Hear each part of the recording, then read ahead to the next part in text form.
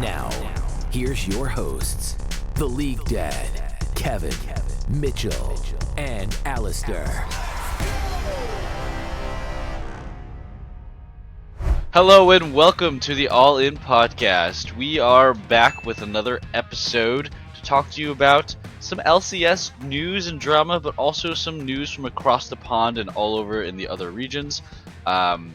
Just to kind of clarify, LCS playoffs are over. TL was the champions, and now we're kind of talking about some aftermath stuff. Yeah, you had your chance last episode, okay? Yep. And I'll then, be quiet. yeah, so we'll talk about some other stuff. I mean, we'll still talk a bit probably about TL and how they might match up because we'll do an MSI preview, but this is like a preview of MSI because we just found out what the 14.h the MSI patch is going to kind of look like.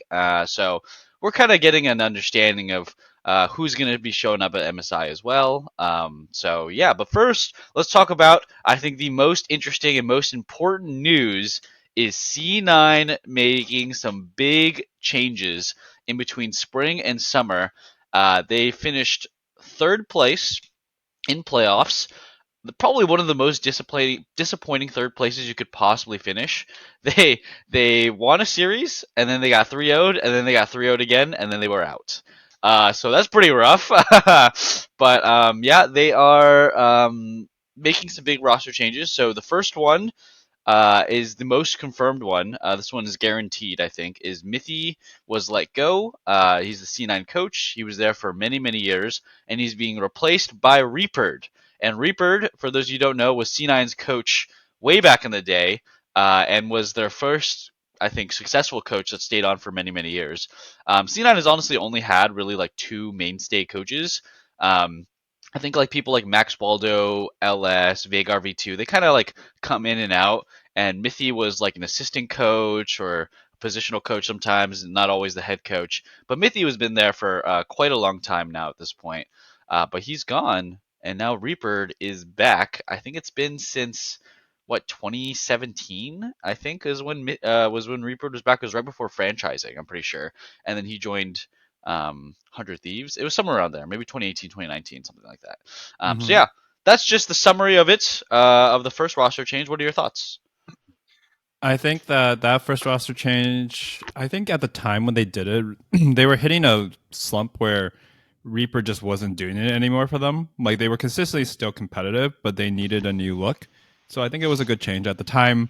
I think Reaper had also benefited from it in the immediate term. It's kind of like you just kind of got too used to each other, too comfortable with that system, and they needed something fresh, right? So you're talking about Reaper back in like 2019 or when he left C9. Yeah, right? when they left, the first leave. And then I'm saying that right now, after he's left, I think this is good for both of them again. You know, you see other people, you get other life experience, and now they've both grown a bit. I think, honestly, Cloud9's been better than Reaper in terms of like how they got off after that, in terms of they had results afterward. Reaper, I think he literally went to Japan last year to coach a team there, and they almost got there. I think it was like Sengoku Gaming or something like that. Yeah, it was Sengoku. They almost made it, but DFM made it again, and now they lost their spot. But there's all that stuff. But anyways, yeah. So Reaper, I think, will be a fine choice because I actually think that this roster needs a Reaper like figure. We kind of alluded to this before. There's a lot of people here that don't like. They don't listen to the current authority, right? The current authority, like, is Max Waldo really gonna like whip him into shape? Absolutely not. There's Jojo. I don't think he's on there anymore, but yeah. Oh no, I think he still is.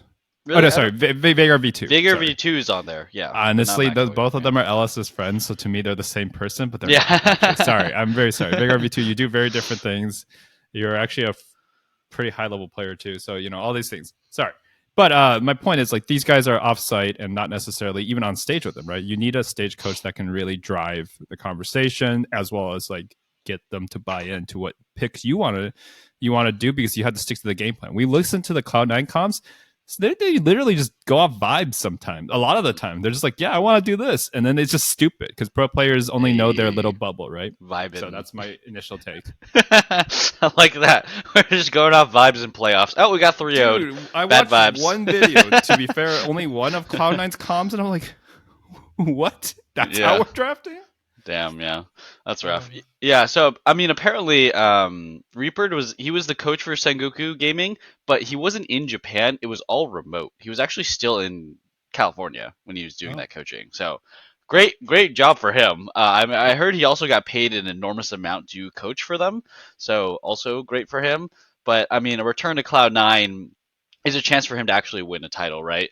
Because Reaper's career has been absolutely fantastic, though, right? Because he was on Cloud9 for many years, and I don't think they ever won a championship because they would always lose to Doublelift in finals. But they were repeatedly made Reaper repeatedly made second place and like lots of international deep runs for NA at least on Cloud9, and then he would leave Cloud9 and join 100 Thieves, and then they would instantly win, and then 100 Thieves would be perennially second place after that. So Reaper has a great career. He disappeared for I think a while, like a year or two. Yeah, he was gone for most of 2023 because the 100 Thieves exodus, and then now he's back on C9. So we'll see if he can do it. But I think like just to clarify for some viewers who maybe aren't aware of him, the reason why it's like Reaper. There's a memes like Reaper has the belt or whipping people in the shape was because Reaper was popular back in the day for just straight up benching the star players. He benched Jensen, Sneaky, and Smoothie way back in like 2018. And he got so much flack for it, right? The players protested. This caused a lot of players to eventually leave and stuff. Like it was a precursor to Sneaky's retirement, Smoothie leaving to TSM, Jensen leaving for Team Liquid, stuff like that. But that year in 2018, they made it to semifinals. So it's like it's kind of interesting that to see how far we've kind of come from that 2018 era of C9 was run solely on memes to like where they are now, where they're just a buy talent organization now. They're no longer running on memes and dreams. So it's pretty interesting. We'll see how Reaper does, but I gotta agree on the idea that Mithy was not able to be enough of a leader figure, I think, to the players, which is interesting because, like, I think a lot of players have trouble, especially really good players, have trouble respecting their coach because they don't have the knowledge. But Mithy is like a multi-time LEC champion, and he's like made finals of MSI, and is like did pretty okay in NA, I guess. Actually, did pretty poorly. He made like fourth place in NA, but still, it's interesting that he couldn't demand the respect of the team, right? Because Mithy is a legendary European player, so it's probably because Sven left too. I think Mithy's job's probably a lot easier if you have your best buddy on the roster helping you out, right? So Sven not leaving, I'm just trying to put all the pieces together, right? Every aspect of the C9 roster, because we'll talk about Fudge and Thanatos in a second, but like Sven leaves, Mithy's head coach, all of a sudden they have so many coordination issues. They have, you know, problems with comms, they have problems with leadership, problems in draft, right? It's got to be not just Mithy. I don't really blame Mithy for everything that went wrong this split. I think it's also a combination of like Sven and Mithy being kind of broken apart, and Sven not being on the team to kind of have like the soul of the team, right? Like it also helps Mithy, the coach, to like kind of streamline that authority, right? So mm. pretty interesting. So we'll see what Reaper has to bring because Reaper's coming to a roster, and Reaper did work with Blabber back in the day, so there could be something there to kind of tie things together. Yeah. Any more thoughts on this coach change? Yeah. Last thought on that, it was that's a good reason to bring up that obviously there's inherent trust. Zen definitely respects Mithy. I would hope after all that time they spent together, and I mean his most successful years were with Mithy in the bot lane. Yep. And it is interesting to come back to an iteration. It's like, is it just Sven or is it Sven and Mithy as a unit? Right. That was the perfect recipe, the perfect chemistry. So we'll see. But yeah, I mean, you can't know until we've never tried this iteration of it. Yeah, because there's no Sven and there's no Mithy, right? As far as roster changes are coming, the like we talked about it, it's a very common thing to I guess call out is maybe Vulcan back out and Sven back in sort of thing. But I think it would be pretty weird. I don't think that's happening because if they get rid of Mithy, they're probably not going to get Sven back, right? They're probably going to stick with Vulcan. Um, Mm-hmm. so should be interesting. Actually, I'm not sure if Vulcan ever worked with Reaper. I actually don't remember if that ever happened. I don't remember Vulcan. I'm pretty sure he was there in 2020. I don't know if Vulcan was there. No, he was not. Vulcan's first year was in 2020 because Vulcan was on Clutch Gaming in 2019, and they almost knocked Doublelift out. I don't know if you remember that, but Vulcan was on Clutch Gaming with like Demonte and like Cody Sun, and they almost eliminated Team Liquid that had Doublelift and Core J, and they had to resort to Sonateric to beat Clutch Gaming. I don't know if you remember that series, but that was funny. Yeah, now I remember. Yes, Yeah, I think they it's had like to like Sonateric it battle. was like That's almost so like long ago. yeah, I think TL was down 1-2 or something, and then they played Sonateric for the last 2 games, and they beat Clutch Gaming just barely too. It was close as hell, and I was like, wow, that's Clutch Gaming almost did it. They almost made the upset. um, but yeah, that was a bit of a tangent. But now Reaper, he's gonna be here. He's gonna be the coach. I do think it's interesting. So we'll talk about the other roster change. Fudge for Thanatos. So Fudge has a lot. This one's not fully confirmed, but I think it's probably going to happen. Is Fudge has been getting a lot of flack. We've been hearing it on this podcast. You've been hearing it on other people's podcasts. You've been hearing it all over social media. Thanatos is a top laner for Danwon's Academy team, I Academy, I think. think Yeah, I it's either think Academy Academy. or Challenger. There's One of those are different those. tiers, but Yeah, LCK has very deep amateur leagues. So he's been hyped up. He's been hyped up for the last year or two, as like people were like, why aren't people picking him up? He's insane. Like I think he was, um, people were saying he should have been on Danwon's roster last year even. So yeah, this guy is apparently cracked. He's really good. He's a weak side type player recently, at least, where he's more like impact type thing, where he's not like a hard carry guy, but he's like incredibly stable, good at team fighting, really clutch and stuff. Plays a lot of tanks and bruiser type champions. So yeah, what are your thoughts on Thanatos over Fudge?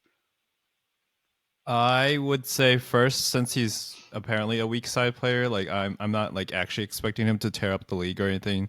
The people come into the league, right? You have to actually work within the system and like understand that this isn't a Korean team. This is a team that has a bunch of solo queue players basically playing together. So I think he's gonna actually lose his mind. However, I think it's an upgrade.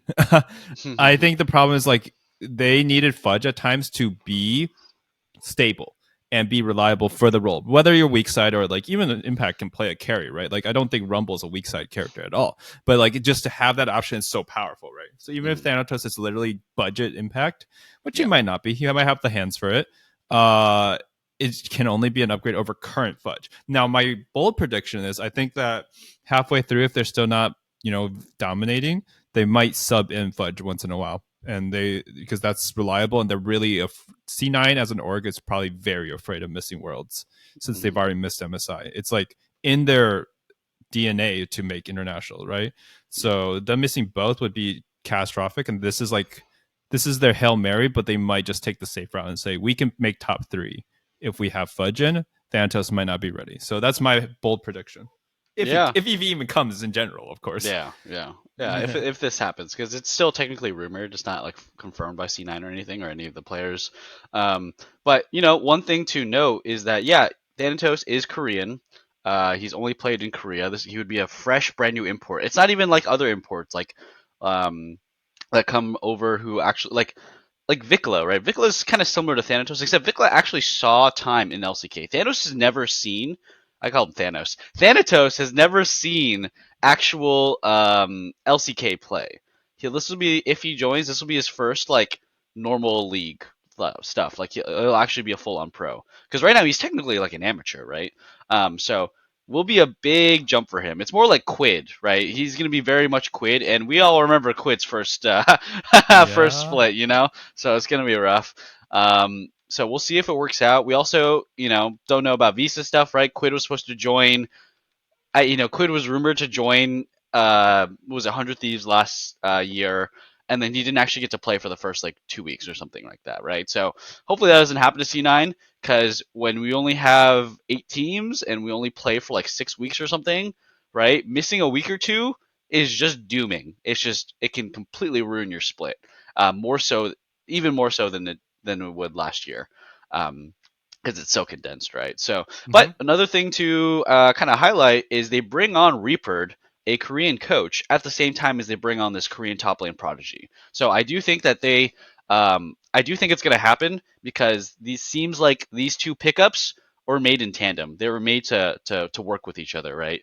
Reaper is Korean, dealt with Korean players, speaks Korean, dealt with Cloud9, and Thanatos needs some Korean brotherhood, right? He's got Berserker, and now he'll have Reaper as well with him. So, yeah, pretty exciting roster. And then I think that we can just kind of talk about what you think their ceiling is, right? Like if this team jives really well, if like Reaper can put everybody to shape and everybody can kind of perform how we expect C9 to perform, and let's say Thanatos lives up to at least most of the hype, do we see this team winning the split? Do we see this team going to Worlds? Do we see this team like out peaking what TL is showing right now, our current champions? What do we think of the C9 roster? I think it's realistic that they could outpeak the TL roster. A lot of champions who go to MSI, they come back kind of like beaten up mentally, and they usually do worse. And because it's a short season, that's going to be really rough for Liquid. So the peaking over Liquid, very possible. Will they actually be a coherent team though? I don't think so. I think C9 has run on such a long period of having the memed systems, right? Them making this is a desperation play. Like I think doing the coach change and fudge at the same time is a desperation play. It could work, but I'd be less inclined to bet on it. Mm, okay, yeah, I'm actually a fan of the desperation plays, especially by top orgs. I've always felt that like there are players like it's that thing you're talking about, like you get too comfortable in the relationship, right? Um, I think that idea is like it has a bigger impact on people, not just in video games, but in life than like people give credit to. Like, I honestly think the fact that Blabber and Berserker and JoJo didn't make MSI, had such a terrible playoffs, and then they're going to get these big changes. It is going to put a kick in the ass. It is going to put a fire under them, like more so than it would have just last year switching to Eminez, right? Um, or I mean when remember 2 years ago they got rid of Summit and they put Fudge mid lane and they put him back to top lane and then they grabbed Jensen and then they put Sven and Zen first time support and everyone was kind of like, well, this seems like a total Hail Mary, right? They just completely remade their roster. um so can you still hear me? Fuck. I can kind of hear you, but it's like a little Okay, distorted. I'm back, we're good. Yes, now I can hear Okay, you. we're good. Okay, well, I've always been down with the Hail Marys, especially in NA, right? Especially with C9 or like top teams. Like I feel like Hail Marys kind of work, honestly. Mhm. You like more often than not, they just make a bunch of weird changes, and then it actually comes through. So yeah, I think they're gonna do it. I'm excited to see them play. Alrighty, so let's move on to the next topic here. Um, Inspired gave a very interesting post-series interview with Degon. He's just an esports journalist. Did you catch the interview? Did you hear about it? Did you Yes, hear I about the did. I drama? watched the interview. I watched a lot of Degon's interviews actually. Okay, yeah. And then did you catch some of the fallout of some other people like reacting to it and stuff like that a little bit? Yeah, I did. I caught both. Yeah. Lots Papa of thoughts on it. Smithy's response. Yeah, go give your thoughts. Give your thoughts. I'll start. Papa Smithy's response was very appropriate. I think it was well, like in your position as I don't know if he's still GM of that org or whatever he is, but whatever he is of FireQuest, like he did a good response. He needed to speak out because there's someone on his team. I think that like as far as the actual comment, if you haven't watched it, it's like it's not just like one comment; it's just the whole interview. Yeah, Where I so the would whole say maybe interview inspired is going 70, off. 60% of it was just the Inspired going off about how his, mid laner wasn't good enough and how he, it's partially his fault, sure, but it didn't feel like to me, I don't necessarily know if Inspired really believed it was his fault or if it's the kind of thing where someone says like, I'm the best player by far, therefore I guess it's my fault if we lose, right? Because I need to be carry, right? Yeah, the I And it's guess like that part kind is of key. mindset, Yeah, saying I right? guess is the key part. Yeah, exactly. So I'll put my my thoughts and then the reactions can be something we discuss together. But my thoughts are like it's par for the course. This is what we expect from Inspire. I both like and there are times where I don't think it's appropriate. The way he is blunt and he's straightforward and he just says what's on his mind. He's very different from a American player where they like are a little bit more PR about it. He's very European in that sense, and I like that. I think in this case though, this was kind of out of hand. I think when you just had your like game and you lost, you blaming the mid laner is like a very gamer thing to do, a very childish thing to do. And I don't think Jensen was like useless or the reason they lost or anything. Like you can say yes, he never got good players to play around, but like Jensen's won 2 championships on Liquid. Like what are you talking about? This guy has done work, and he's also done work against European teams internationally. So like where are you getting your he literally perfect gamed or not perfect game, but like even more impressive than perfect game JoJo the series before. Like what are you talking about? Right? That's the problem. If he was flaming Fudge or not Fudge, well Fudge isn't on his team, but if he's flaming someone like a Fudge, right, or Busio and Botline, he even mentioned Busio, which I think says a lot. Yeah. Then I would get it honestly, because I'm like, oh, but they're new players too, so it's so weird. I don't think Jensen's even in like the first person you play. Whippo fucking died standing there to a laser beam in the top lane, and you didn't say shit about him. He's like your homie. If he was a little bit more even keeled with how he dished out the blame across the team, he's like, in the top side we could have done this better, in the bot side, blah. Sure, but because Jensen was 60% of the focus, I don't care if you're a straightforward person. Like you felt like you were just throwing him under the bus, and I'm like, how do you even go home and like work with this guy in the future? I think Jensen will be fine. Jensen's been around so long and he's gotten a lot of flame throughout the years, guys. He was the villain for League of Legends for a while there, right? Yep. I think he'll apparently be fine. Yeah. He still is apparently. He's catching strays apparently on for the fucking no reason. Like Jensen used to be considered toxic, like way back in 2013. This is season 3 days. But like I don't think he deserved any of this publicly, at least. He might not be the best teammate or whatever, but like I haven't heard any like major bad stuff about Jensen for literally 7 years, 8 years. Closer to 10, but yeah.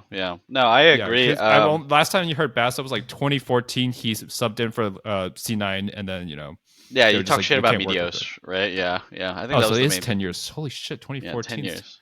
Yep. 10 years, bro. 10 years. That was the last time you heard toxic things about him. He basically got Medios kicked off of the team and got high as their jungler, right? That was him, but that's okay. That was a long time ago. Yeah, I mean, I have to agree. It did feel like Inspired is like obsessed with JoJo and wishes JoJo was his mid laner instead of Jensen. That's what I felt like in not just this interview, but past interviews as well. Like, this isn't just this one interview. He also said some similar things on pros while they were winning, saying that, hey, sometimes him and Whippo have to go talk to Jensen to play better. He's made comments like this before this interview, too. So, he has no qualms about throwing Jensen under the bus. Now, you did say something earlier that I think is key. He doesn't even mention Busio or Masu, right? He doesn't even mention their names. And I think that is in his weird European brain, some level of respect for Jensen, right? He'll talk shit to Jensen because he actually respects him as a player and has expectations to perform better, and he wants him to perform better. And it's like it doubles as a scapegoat, though, Like, I don't think Inspired is the most matured guy. I don't think he has everything fully thought out when it comes to the social, PR stuff that he has with his teammates. But like, if we can infer some stuff about what we know from Inspired over the years and his past interviews, right? Like him talking crap 2 years ago on EG, right? He basically threw Danny under the bus because of his champion pool, right? I think that is in a sense him saying, hey, Danny's one of our best players and we relied on him, but he had a shit champion pool, so we lost, kind of thing. Where it's also like, hey, Jensen's supposed to be one of the NA goats. We relied on him and he didn't carry. And then he'll offhandedly be like, yeah, me and Buppa, we could have played better. And it's because he has favoritisms, right? Inspired, when he was in LEC on Rogue, he routinely got shit on by Bwippo every single playoffs, right? Bwippo was on Fnatic, a good team. Rogue was not a good team or a mediocre team, and Bwippo constantly stopped Rogue's top laner, Finn, or whoever there was the top laner at the time. So I do think that Inspired is he's just a product of his experiences, right? He has an innate respect for Bwippo because he got beat by him all the time, and he thinks NA is beneath him. So Jensen is a European player. He deserves some amount of respect, right? Because he's European, but he's from NA. He's an NA player, right? Mostly. So he feels he's comfortable talking crap about him in an interview. And then Masu and Busio aren't European players; they're rookies. They don't even deserve mentioning because they have no business carrying the series, right? It should all be on Inspired and Buppo. So yeah, the man's got an ego. Let's not kid ourselves. The man's got a crazy ego, and I think it's kind of funny that Inspired is really good. Like let's not you know make up false narratives. He is really good at the game, but he's not that good, right? I feel like he's not good enough to just start throwing everybody on his team under the bus when he didn't even perform that well in the finals, right? Um, like this is like something like Faker would never do this in a million years, but if Faker did do this, he would be the only guy who you could be like, okay, understandable. Yeah, you could flame your teammates. You probably know best. But Inspired, I just don't feel like he has high enough gameplay where he's like the community at least is not going to accept him throwing his teammates under the bus, and that's what's happening. They are not accepting it at all. I feel like people are quite sour on Inspired after that interview. Yeah. I think he's actually that good. I personally think he is really good. This is my hot take, but I think he's actually good enough. It's just the only reason he's pretty much as good as Doublelift was in some of those runs, but he just doesn't have the fan base. That's my hot take. Hmm. I think he's actually the best jungler in maybe both regions and NA and EU right now, Hmm. except in that final series where he lost. Interesting. Yeah. Okay. Well, we have our different takes. I Yeah, don't think I so. just wanted Yeah. I want That's to just be okay. honest about how I Yeah. feel. I think he's That's fair. incredibly good. I think he's And very good. Yes, I just don't think he's like GOAT status, right? He talks like he's GOAT status, and he just doesn't have the accomplishments or the backing to be GOAT status. He talks like he's mm, already the best, and I'm like, nah, dude. There's like a whole list of players who I think can talk like that, and they don't. But you aren't that, and you talk like that. I just don't think he deserves it, right? So yeah, that I can agree with. He yeah, isn't good enough right now in his history or his legacy or his like consistency to be considered ghost status. That's for sure. yeah, What I was thinking was more like if you just consider like when Double was talking shit toward the end of his career and the play he was showing off, I think inspires at least that level of play. So like yeah, in terms of the times where you talk shit, yes, but does he have the legacy to back that? No. Although he yeah. was quite consistent in Europe, they only won LEC once, No, he I never won think. LEC. He never won LEC. Did they not with Rogue? Oh, No. Malrain was the time they won. Okay. Yep. He never won with Okay. LEC. Yeah, he was always like perennially like third. I think he only made worlds like twice too. They was like always third or always just barely missing playoffs over and over again. Mm. But that's okay. This was when G2 and Fnatic were crazy good, right? This Yeah, is like when they were no making one was winning finals. LEC Yeah, except for Yankos yeah, and yeah, Broxa or whoever at the yeah. time. Whoever, yeah. But yeah, I also think it's different too when you compare him to other GOAT type players. As Doublelift rarely flames his own teammates in an interview, right? He'll flame the shit out of Ole, but it won't be in an interview. He'll flame the enemy, right? You'll see like on a Team Liquid video, or like you'll hear afterwards in like an interview from another player that Doublelift was, maybe a little like Doublelift will admit to himself to the audience on stream that like, yeah, I pretty much ripped Ole a new one when he's decided to bench himself on Team Liquid, or he would say stuff like, Spring Split doesn't matter, all of his teammates lost trust in him, and then he would kind of say that stuff. But Doublelift Mhm. never flames his teammates in a post game interview after losing, right? That's just not him. He would never do stuff like that. Yeah, that's Um, true. so I just don't think that Inspired deserves the community sentiment, right? This is my opinion. I think a lot of the community sentiment is that you don't get to flame your teammates after you lose a finals when you didn't even play that great. So Mhm. it just comes off really tasting bad. But I think we've wrapped this topic up pretty well. I just wanted to point out, I think that I watched both Doublelift and Casual react to this Mhm. interview. Doublelift was much more on, I think, kind of the general Reddit sentiment, where kind of like feeling anti-inspired, kind of feeling sour on him. And Casual was just like, well, this is just probably what Inspired would say to Jensen. He just shouldn't have said it on camera. And I'm like, you know what? I agree with that too. He probably says this shit to Jensen all the time off camera, right? Mhm. um, and then the last thing I want to say is that Papa Smithy's tweet is kind of, so. There's two ways that I see it. Is that one, it's like he's making excuses for Inspired when I really feel like Inspired should just make an apology publicly instead of the GM goes a roundabout a week and a half later making an apology for Inspired. It just feels very disingenuous for Inspired. As in, like, Papa Smithy is like, okay, I'm gonna make an apology for you, and Inspired's like, don't make that apology. I meant every word of it. You know what I mean? Like, that's what I feel like is happening in the back. And Papa Smithy is like, nah, I gotta, I'm the GM. I got to do it. And Inspire's like, I don't believe, I don't agree with this. I don't have anything to apologize for. And I genuinely see Inspired as being like that kind of guy. So that's kind of sucks. But the other caveat, right? Inspired is not a one-dimensional being. He did take this job knowing that he would have two rookies, right? Like Papa Smithy said, Inspired was signed to take this job. They had two rookies in the bot lane. They had not signed Jensen or Bwipo yet. And I'm like, okay, well, he's a complicated guy. There's parts of Inspired that I like. I really think that's cool, but I also don't like how he, talks about his teammates in interviews. So, I didn't like how he talked about Danny. I didn't like how he talked about Jensen. But I do really respect that he took this job knowing he was going to have two rookies in the bot lane and it was going to be a challenge.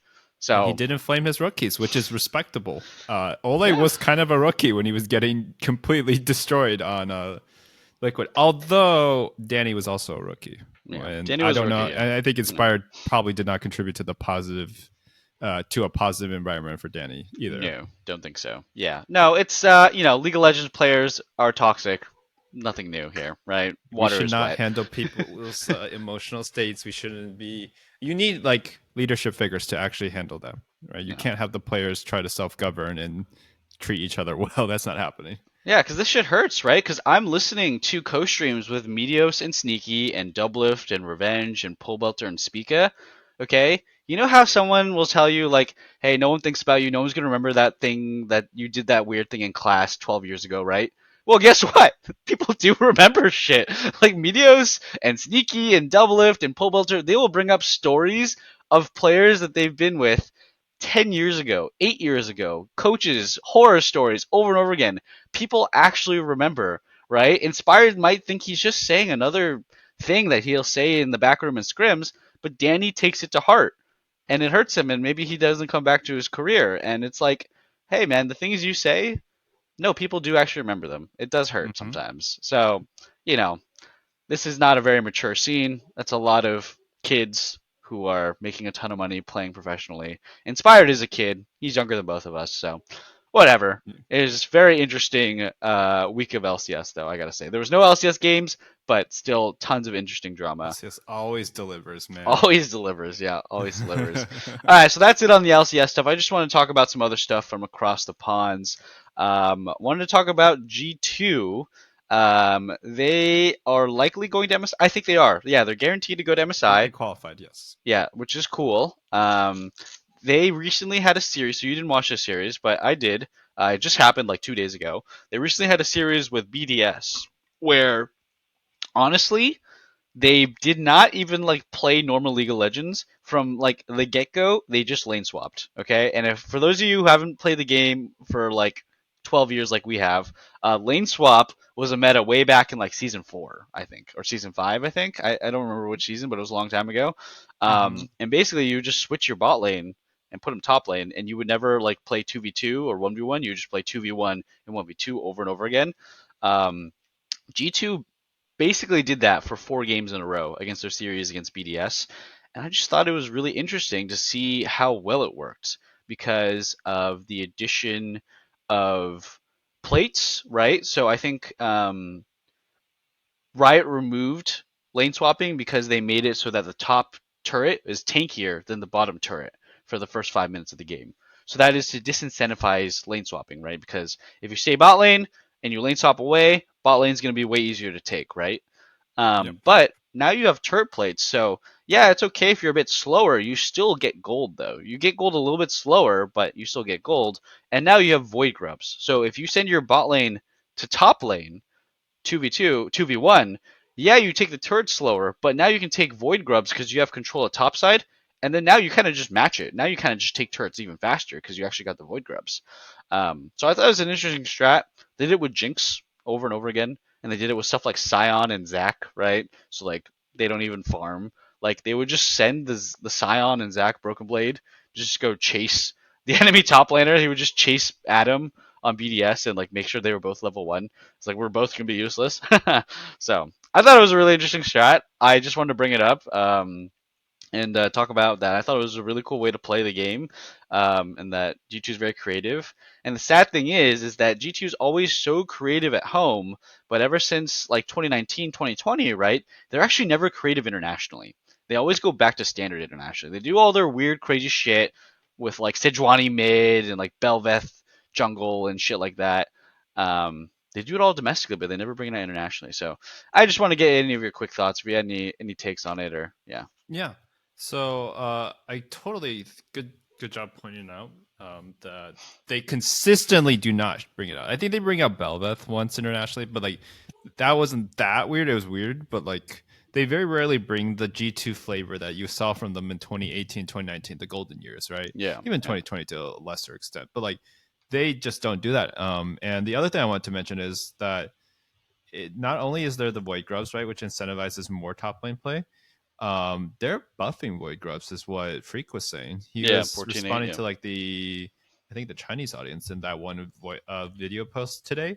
It was talking about how, yeah, we think Void Grubs could be stronger. And so if it's already a usable strategy, more as a curveball to be fair, but like if it was usable in a finals, not finals, upper bracket finals, now, I mean, I could imagine when this gets buffed, why wouldn't it be seen more, right? At least as in certain comps, in certain angles. If you have the right characters available, you could very much punish. And the Void Grubs are so valuable, assuming the buff is as substantial as it probably needs to be to make Void Grubs a viable option for people to prioritize. Yeah, definitely. Yeah, if they make Void Grubs stronger, maybe this strat becomes a bit more popular. I also think that the strat is like it just I honestly, when I was watching the series, I did feel like the entire time BDS had better hands. They had better mechanics, they had better team fighting. Like honestly, Han Sama, man, he's kind of bad. I'm sorry. I'm just gonna be honest. I know he's a former TL member, and I know he was insanely good on Rogue, but now on GT, he's kind of bad. Like I'm not. I'm just gonna be honest. His Jinx, he played like 3 or 4 games of it. I thought had really bad mechanics on the Jinx. He was not landing Ws. He was canceling his auto attacks. He never landed a Jinx ulti. I mean, he did land some Jinx ultis, obviously, but I was like, this is a pretty bad Jinx performance. But because he's just playing PvE, he's just knowing where to be at the right time. Doesn't actually matter because he's Jinx, right? You just hit people from a mile away. Um, God, man, like I really feel like this G2, like the roster is gonna struggle against top tier international teams, and that maybe they've realized they have to revert to these strats where it's like you can't play hands, you can't play 2v2 in bot lane because you're gonna get shafted. You can't play normal 5v5 team fights because you're gonna lose out in mechanics. Because I honestly feel like, wow, this Caps, great mechanics, looks real good, honestly. But Mickey and Hansama, they looked really bad in a series where it was a dominant 3-1 against BDS. So that kind of scared me a bit for them. And it just makes me wonder, is like, what if G2, with all their creativity, had a really, really good ADC, right? I feel like if they could just find an ADC that is willing to go with their crazy madness strats, but also had good hands, this team would be insanely cool. This team would be the craziest cool thing. Um, so I'm just going to highlight what are the necessary things that need this strat to make. So I think one of the definite things you do need is obviously a tank top laner, right? So you need a tank top laner, and you kind of need your opponent, the enemy top laner, to be a carry, right? So Adam, he's a carry player. He doesn't play tanks almost ever. So they kind of played into that, and that this strategy makes sense, right? Because if both Broken Blade and Adam have no farm and no experience, it's better for Broken Blade because he's playing Scion or Zac, right? And then Adam's playing Aatrox or something like that. So I think that makes a lot of sense. I also think another strategy that is necessary is you just need a tower taking ADC. So you pretty much need Jinx or Tristana, right? Maybe a couple other ADCs might work, but it's mostly just Jinx and Tristana who can like mow down turrets and stuff like that. And then last thing I do think you need is you probably need a roaming mid laner, right? So Caps was on Talia or Asol every single game, and he can move to kind of like fill in the gaps where the macro was rough, right? Because he had so much mobility on the map. So those are kind of the things. So if you're watching a G2 series and you see an early pick Jinx or you see an early pick tank, right? You see Scion, Yeah, they're lane swapping guys. You see, even if you see Acel, right, you could actually wonder if they might do a lane swap thing. Um, yeah. Any last thoughts on EU? Any other things you want to shout Yeah. out from the European League? Last thoughts on EU would be that there's also a chance for a rematch. No, so Hmm. A rematch between BDS and G2. right, because they just go Yeah, to the yeah, yeah. lower bracket. They could still rematch again. So I'm curious now with this dynamic established, is there any well, I mean, well, BDS isn't going to be thrown off now, Yeah, but yeah. it could be a strength, as you said, right? Now they see it and they're like, oh shit, flashbacks to Nam style. Yeah. They're like, oh no, it's Acel, but it could just be a normal Acel spot, That's true. And the other thing I'll notice is I think you're absolutely right about the Hansama stuff, and not just because I'm biased by my Liquid days. I will say on the other end of the spectrum, though, Caps is still crazy good. Yeah, Craps is Like Caps is claps right yeah, now. he's not Craps. He's not That's for Craps. sure. Yeah. Yeah. He played so well in the finals. I didn't see the upper bracket finals. I didn't watch the whole thing. It was on a separate monitor, so I was just watching from the side. So I didn't even pay attention to lane swaps, to be honest, Mm. because I don't really like the EU casters that much, so I don't really listen. Oh yeah. But You gotta I listen was to watching Coach on the Stream, side, too. and I was like, wait, this guy's like smurfing. He's Yeah. actually smurfing. Like, Nuke isn't a terrible mid laner. I would put Nuke in NA terms. He's like this season Palafox, I guess. No, Oh okay, not that bad. Jesus. He's Oh better than God. that, but Yeah. like he's like very average. Okay, he's like Yeah. just good enough to be on this team. But He's like Caps was He's like jabbing. Abadoggy. He's like Abadoggy kind of. Okay, that's fair. I think of them He's like very similarly. Abadage when he was in NA. It was a Yeah. very good comparison to me. Abadage has been a little bit better on his return to EU, but Hmm. that's a very low bar to clear. Yeah. Yeah, EU is interesting. I also think the Fnatic Vitality series, I think that happened today or yesterday, I think it was today actually. Today, yep. Yeah, I got to watch some of the highlights for that. Wow, what a bloody series, guys. That was they made the record for the most kills in a best of series and it only went to 4 games. That's how crazy bloody the series was, right? It was Fnatic versus Hillisang, the former Fnatic support, and Carzzy too. Like they were just fighting nonstop 24/7. So pretty fun series to watch if you like high action. But I gotta say, if you're a European fan, I am worried for any MSI representation. Okay, I do think BDS and G2 are by far the 2 best teams, but if Fnatic somehow upset, oh man, I do not think Fnatic is going to be good at Worlds. Like, or MSI, I mean. Man, like Fnatic is literally run by Noah, right? Like Noah and June or the bot lane are pretty good, but the rest of Fnatic are not it. I'm afraid. It is rough out there. And when it comes to NA versus EU, this is we're gonna say this anyway. I think TL clears all of it, right? The only thing TL doesn't clear if they get really shaken up by something G2 does weird, right? If they get thrown off by some weird G2 stuff, then yeah, TL could probably they could lose to them because G2 is still a good team. But when I think about just pure mechanics and team fighting, dude, TL and FlyQuest clear all of EU, man. Like maybe not BDS. I think BDS might have some really good team fighting and some really good mechanics Assuming in their side BDS lanes. makes it there, Assuming BDS yes. makes it, right? Like I think their side lanes have pretty good laning and stuff. Yep. But like Ice is so good on BDS. Oh, But he's dude, so good. His but Kaisa play, holy shit. yeah. No, Ice is legit, but dude, I think like Yeon and Core JJ, man, they smash every bot lane in EU, and it's not even close. Like, dude, Mickey Hansama is so bad. They're so rough, bro. And I'm Liquid has sorry. the download on Hansama too. They see him Yeah. and like, oh, bro, we know how to tilt this guy. Yeah, It's yeah. so free. Couldn't even make And worlds then on our also, team. even though Adam is a good top laner, he's not going to be able to clear someone like Impact. Yeah, Absolutely not. There's the Impact eats that kind of top laner for breakfast every That's time. true. That's very true. That's very, very true. And I also kind of think Bwipo does too. I mean, Bwipo has actually had a decent history on being better than Adam.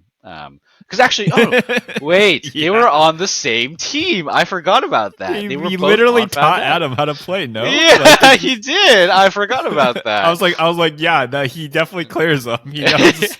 Did he? Was Bwipo the jungler for Adam at that point? Yes, he At was. Fnatic? He Yes, he was. was. And Adam was under Bwipo before they had the whole switcheroo from Bwipo to jungle. Yeah. Brother, we literally have the fucking inside download on all of the EU teams. Like, other we're than literally Caps, yeah. we've either played with them. BB was here, and we were clearing him back in the day when he was on TSM. Like, there's no one to be scared of other than basically Caps. Caps. And like that's maybe it, right? maybe Caps is Mickey the comes only to person form. left Yeah. from that like.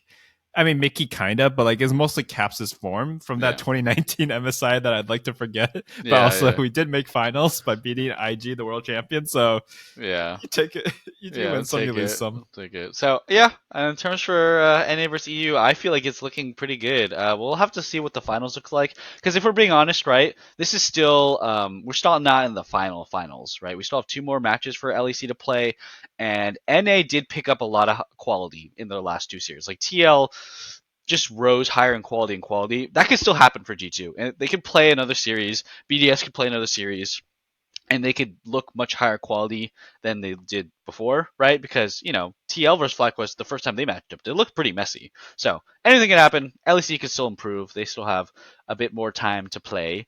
Last thing I want to talk about in comparing NA to EU and kind of comparing NA to the world, it's Aurelion Sol. Aurelion Sol is not just an APA one-trick champion. He's actually meta now. I don't know if you noticed this, but Chovy, Yeah. Showmaker, people in the LPL were playing it. Caps is playing it. Aurelion Sol is legitimately meta, and I'm pretty sure it was APA playing it first. And this year, right? I think last year and years before it was Palafox. He was the Aurelion Sol enjoyer, and it didn't really ever hit international play. But I think this year Aurelion Sol is going to hit international play. Enough teams that are going to MSI play it, right? Like Chovy, like Caps. I actually think APA was the first to play it in 2024 and kind of have success on it and make it popular. Pretty sure APA kind of created the Aurelion Sol meta. Like he had an APA impact. inspired. The rest of the. Yeah. Yeah. APA Um, inspired. Yeah. What a combo. What a team. Yeah, I What a can't wait jungle for mid. that. There's going to be no comments about his champion pool if they ever lose.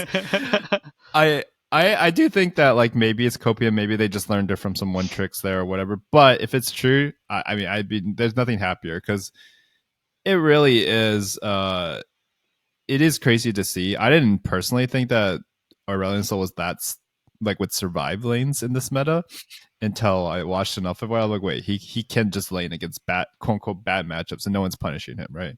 So if Chovy can do it, if APA can do it, same sentence. These guys are, goats and stuff like that.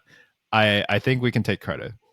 Oh my god. Okay, I just looked up Aurelion Sol's Win rate. Yo, APA, Caps, and Chovy all have 100% win rate on him. Yeah, I mean, at least in That's playoffs, APA that's has not lost 11 once. That's 11 games between APA, Caps, and Chovy, all the top mid laners in 3 different regions. They have 100% win rate. What? I didn't even realize. I just looked it up for fun, and that was amazing. The champion is it's just OP. It roams, it wave clears, it stalls, it controls fight. Like that fight where God. APA literally stopped Baron by himself. No, this champ's broken. This champ's legitimately broken. I think was this champ's say OP. though, I want that champ to get a world skin and then get nerfed into the ground.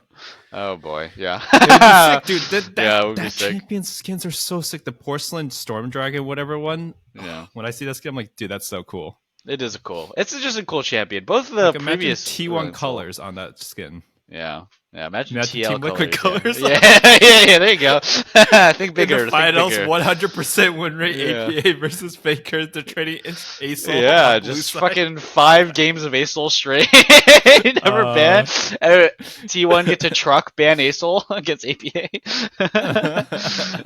Yeah, but I mean, I'm looking at the stats for Aurelion Sol in the past matches.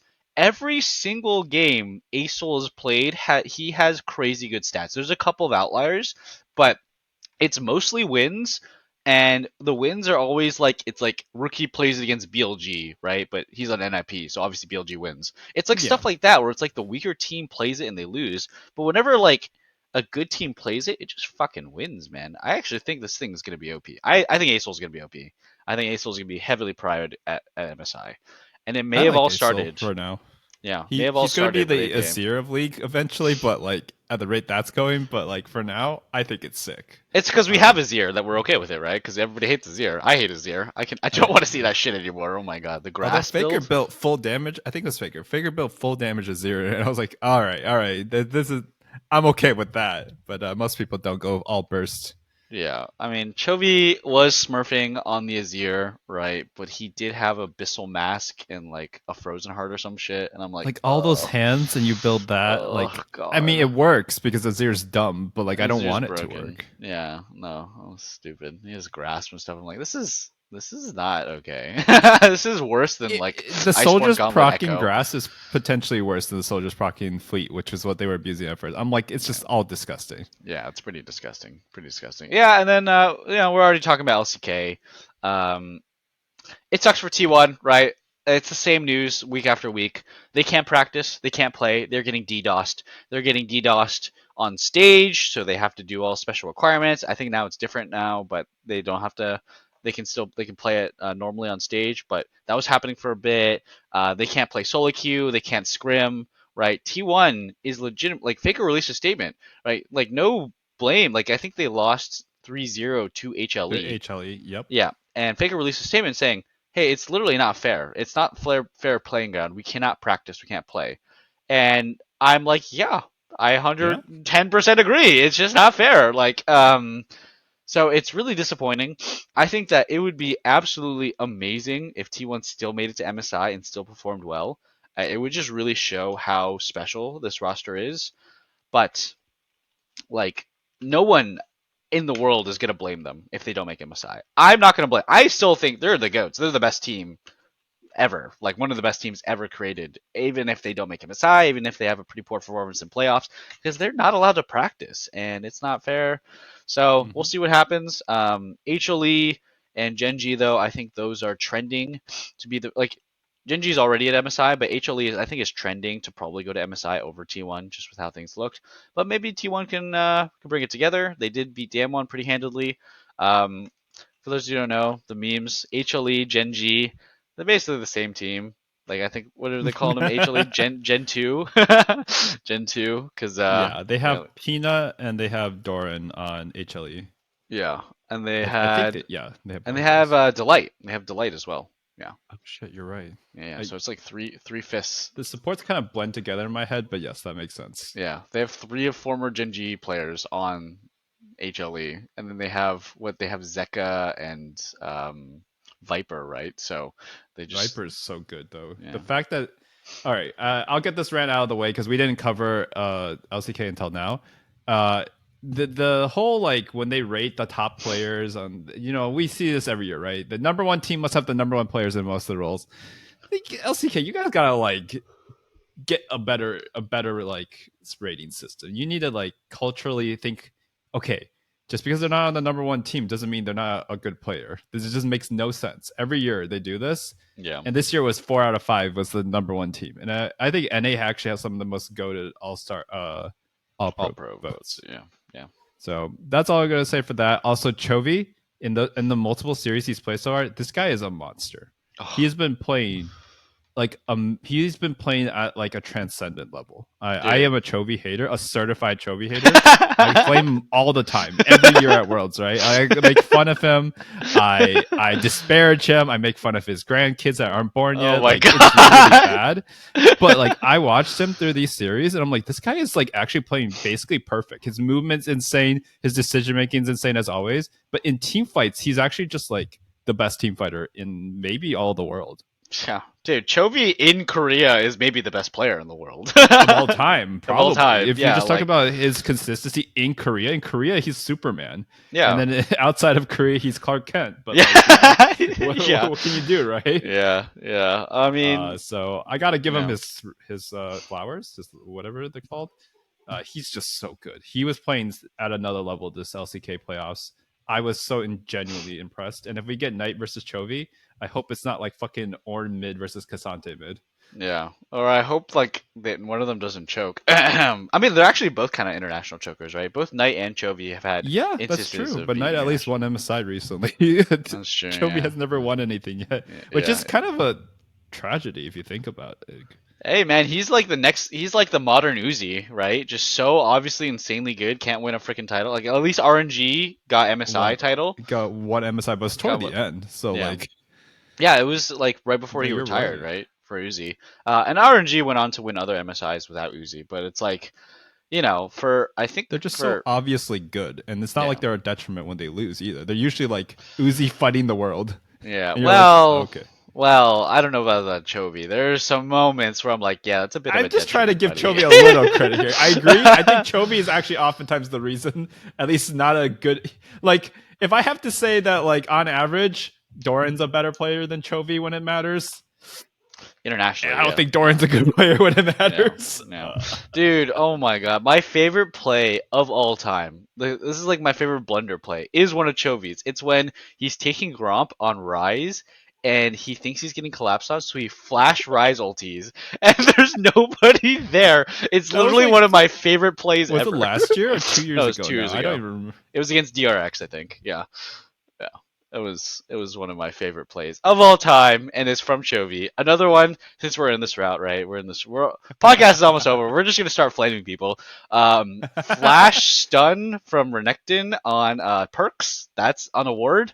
Perks was playing Renekton mid. He flashed stunned a ward. That's one of my favorites as well. Um, That one's a that one's goaded. classic. That was That was absolutely goaded. that was C9 perks, wasn't it? Yeah, C9 Perks. Yeah, they won that year, bro. They won the C9 title that year. It was the same split they won. Another one is also C9 Classic. It's C9 Crabber. Flash smite the crab into die to a wild card team. I think it was Detonation Focus Me or something. He It was flash smited. something very embarrassing. Yeah, he flash smited a crab, and they went on to lose to the wildcard team, and it caused them to not get out of groups in MSI. That's another one of my favorites. Another one of my favorites is actually from Doran last year. He was playing Aatrox. He ultied, flashed over a wall, and there was nobody there, and he just like ran away. It was great. I don't know if you remember that one, but I I think it remember was. that one. Yeah, yeah, I yeah. don't like Doran. I think this guy is like the biggest. Okay, I will give him credit though. I'm pretty sure I saw this comment somewhere on Reddit. It's like whenever this guy, whenever this guy goes to like give his resume, he's just like, I counter Zeus though. Yeah. And they're like, all right, you got Good the enough. job. Yeah. And he does. He clears them every He time does, without yes. fail. He is Zeus's kryptonite, and he's terrible against everybody else. I guess he's mediocre against everybody else. He's not actually terrible. He's not actually terrible. He's Yeah. like fudge, but then he has like upside.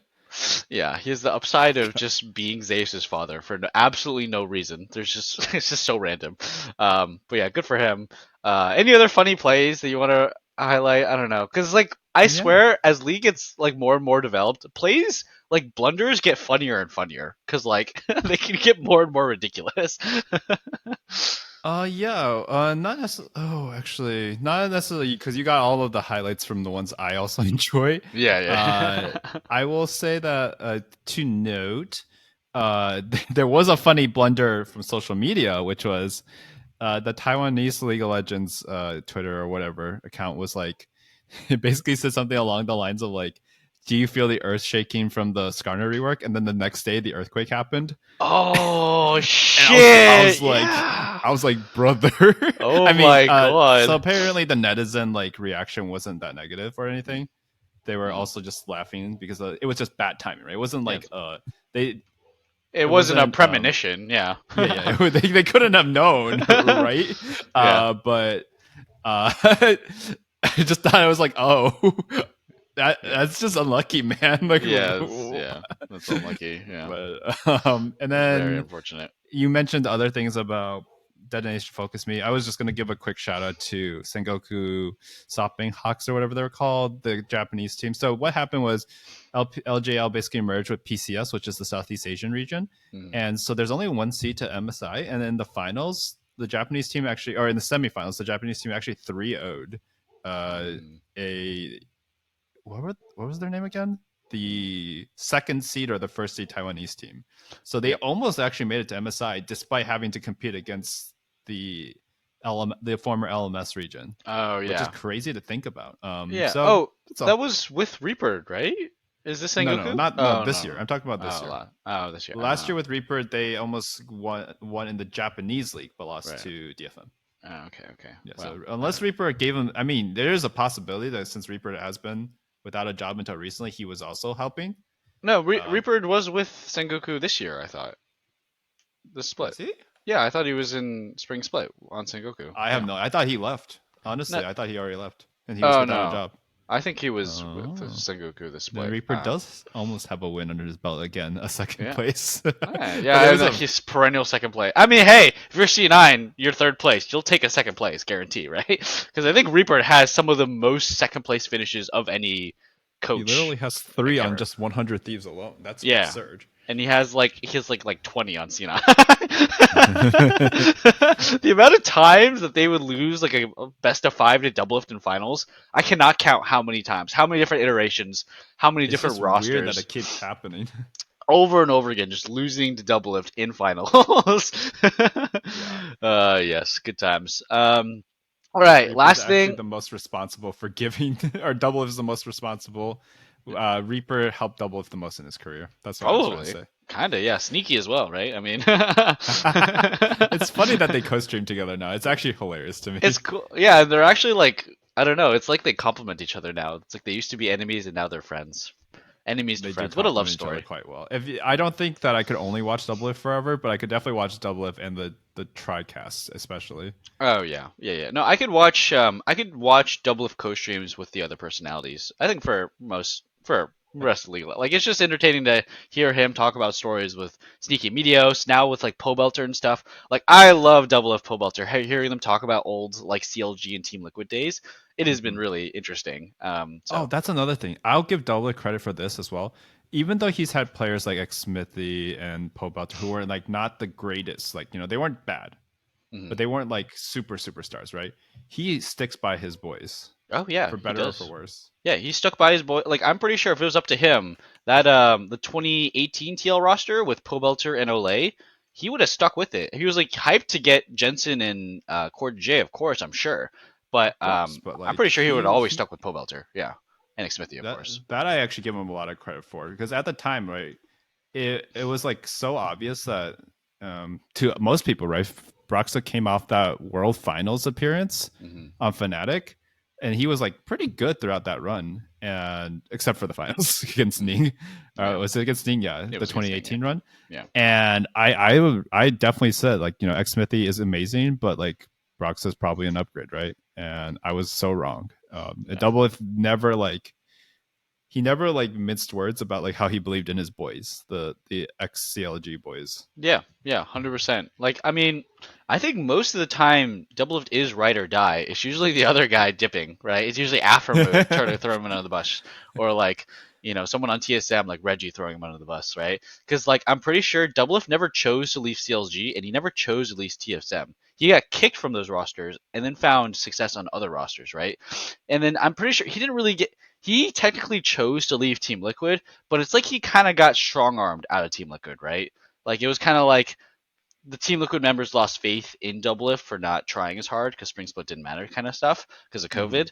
And you know, I always respected Doublelift for that kind of stuff, in that he never chose to leave. He was always kicked, and I think that there's reasons people chose to kick him because of his abrasive personality, which is his fault.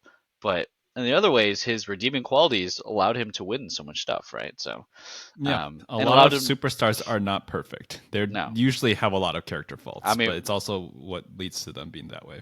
and we were just talking about just shit about Inspired, and he's an insanely amazing player. He's very good, right?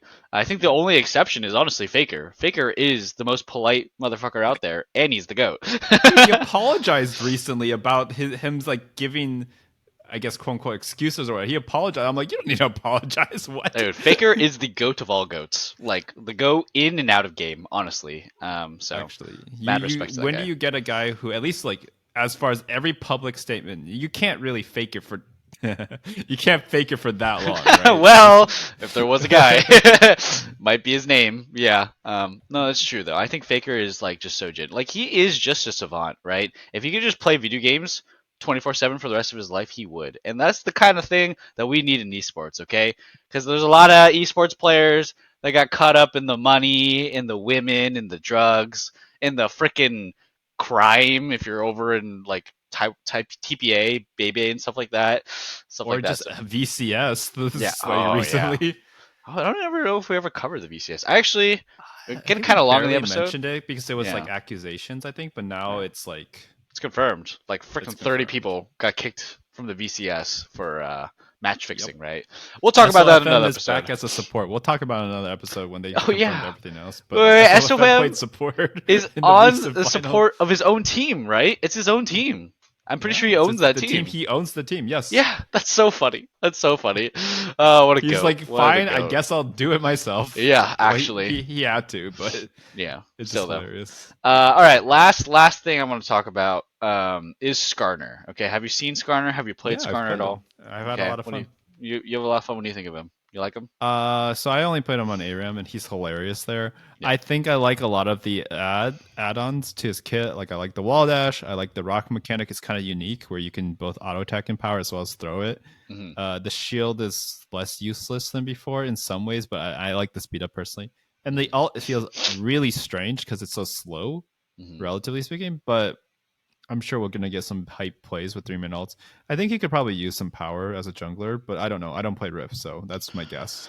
Yeah, no, definitely. I mean, they're making some of those changes in patch 14.8, the MSI patch, where they're going to make his jungle stronger and his top lane weaker. Because right now, his top lane, weaker?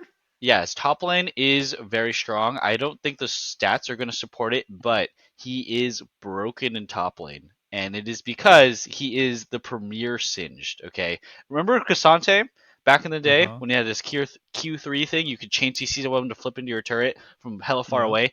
That's Skarner right now, right? If you are Oh. halfway in your lane as Skarner top, you will so easily get insect into his turret. It's very, very hard to avoid. It's like nearly impossible, honestly. Oh yeah, because he could just drag people away or at the very least escape. So he's Yeah, yeah. super annoying. He Huh. he like he has a lot of E flash mechanics, and then you can turn them in a certain way so that you ulti back. So if like you E flash someone into a wall in top lane, right, and then you ulti, you're turned towards your own turret. So you ulti, and it snaps them closer to your turret, and they automatically take 2 or 3 turret shots, even if they flash out. It's really broken. It's like the premier Singe stupid gameplay. It's like the only reason why Singe top works, right? Because you cheese at them by flipping him to your turret. Mm-hmm. That's Skarner right now. I don't know how they're gonna fix that because I think what they're gonna do is just make some of it. Because like with Cassante, how they fixed that is they removed like 20 different mechanics on the champion, right? He does a lot of damage too for a tank. Yeah, I think they're gonna probably try to change some of that stuff and add some like jungle damage modifiers or like reduce his like poke. Cause like in top lane, you take Comet and you just spam W and you just poke him and like there's no retaliation and you just push the wave over and over You again. take Comet. That there's god. Yeah, it's you take 15% max health damage plus Yeah. like what? Plus it's a shield. You just auto win trades level 1 and you just spam it. It doesn't cost any mana. He has no mana problems. So he's a really broken top laner right now. I don't think the percentages are going to show it, but people in Korea are abusing it where you just play as this like really annoying freaking whittle you down and like push the wave, bounce the wave back to you, insect them into your turret. All of a sudden, it's a Fed Skarner that's unkillable. That's a team fight god. So really toxic laner. We'll see what changes Riot makes. But otherwise, I think he's cool. I do miss old Skarner. I miss the look of the old Skarner. He had like the blue crystalline exoskeleton. I thought that was so cool. He kind of just looks like a camo scorpion now. He's like a camouflage robot scorpion. He looks like a transformer. I'm like, I'm just kind of mad on it on his current design. I liked his old design Really, better. I agree with the other president's design, but I really like the triple tail spike thing. I think That thing's cool. That thing's cool. But, I just yeah, wish the his other his parts- color and like crystalline exoskeleton thing was kept. I think that's cooler. But that's just me. I don't know. Agree to disagree. All right. Well, I think we kind of covered a lot of good stuff. This is a post LCS finals podcast. Normally we don't have much to say, but we had a lot to say today. Any last things you want to bring up before we close it out? Yeah, there was some talk and discourse about Mark Z's first term as president of the world of LCS. I Okay. would say What a way that to put it. despite us playing in the closet or whatever, the commissioner, yes, but I'm just memeing about their name. I would say that while there are some issues with his time and they did play in the closet, generally I've been pretty positive about it. I think it was just a good split, and I think the viewership reflected it, and I think it was just a very good positive change. So very happy about it. hopefully we get more improvements because Marcy probably didn't implement everything, but he's getting credit for some of it. I'm okay with it though. Honestly, if Mark Z gets credit for all it and he uses the power for the goodwill of the community, by all means, take all the credit. Just keep doing the good work. So yeah, that's gonna close it out. I think. Can you hear me? I see it trying to reconnect a little symbol on my thing. Can you hear me fine? No, you cannot hear me. Okay, great. I can't hear you. But We will wait for me to reconnect and I'll close out the episode. I could hear the vibes. That's all I could hear. Okay, I'm back. I'm back? Welcome back. Yes. I'm back. Okay, well, I'm back just for us to close it out, okay? So, if it stays in the episode, sorry, folks. If League Dad manages to edit out that little section, well, thank goodness. That's going to do it for us, though. It was a good episode. Good talking to you, as usual, Kevin. Hope you guys enjoyed listening to us talk. Try not to be too toxic, and we'll see you on the next episode. Peace.